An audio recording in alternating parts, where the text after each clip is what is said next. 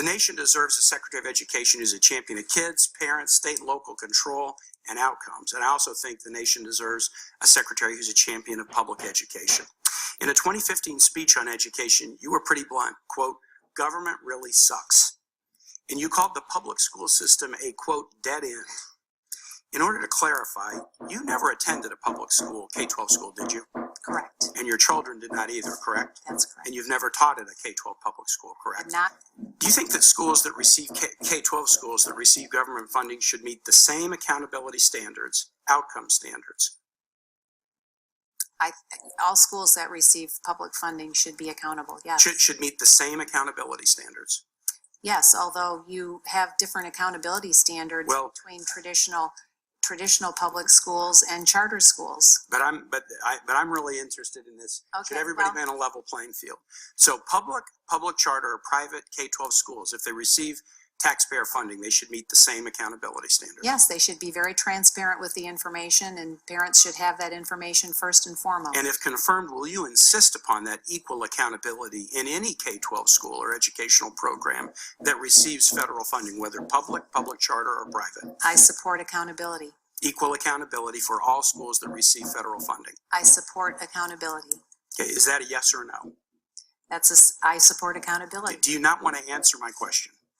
I support accountability. Okay, let me ask you this. I think all schools that receive taxpayer funding should be equally accountable. Do you agree with me or not? Well, they don't. They're not today. But I think they should. Do you agree with me or not? Well, no, because... You don't agree with me. Let me move to my next question. Should all K-12 schools receiving governmental funding be required to meet the requirements of the Individuals with Disabilities Education Act? I think they already are. Okay, but I'm asking you a should question, whether they are or not. We'll get into that later. Should all schools that receive taxpayer funding be required to meet the requirements of the Individuals with Disabilities in Education? I think that is a matter that's best left to the states. So some states might be good to kids with disabilities, and other states might not be so good, and then what, people could just move around the country if they don't like how their kids are being treated? I think that's an issue that's best left to the states. What about the federal requirement? It's a federal law, the Individuals with Disabilities Education Act. Let's limit it to federal funding. If schools receive federal funding, should they be required to follow federal law, whether they're public charter, or private? As the senator referred to... just yes or no. I've only got one more question. The Florida program, there's many parents that are very happy with the program there. Let me state this. I think all schools that receive federal funding, public charter, or private, should be required to meet the conditions of the Individuals with Disabilities in Education Act. Do you agree with me or not?